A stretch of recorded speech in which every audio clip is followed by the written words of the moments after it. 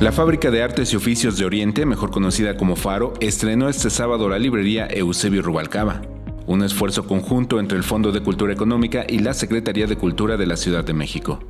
Este espacio busca acercar a las comunidades de Iztapalapa el hábito de la lectura y reforzar los lazos sociales entre los habitantes de la zona, a través de nuevos modelos de promoción cultural.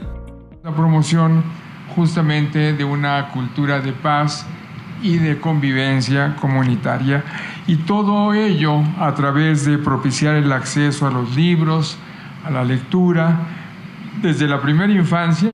La librería Eusebio Rubalcaba lleva el nombre del célebre escritor y periodista mexicano que dedicó gran parte de su tiempo a realizar talleres en el Faro de Oriente. El titular de Cultura en la capital, Eduardo Vázquez, señaló que más allá de los cambios en las administraciones se debe considerar que es con la cultura cómo se podrá allanar el camino hacia la paz en el país. La pacificación del país necesita el concurso de la cultura. Es imposible sin que desde la dimensión emocional, espiritual, de significados, de la posibilidad del diálogo que significa el mundo de la cultura, no se aporten nuevas formas de entender a la misma y de hacer que ésta participe de la vida social y comunitaria.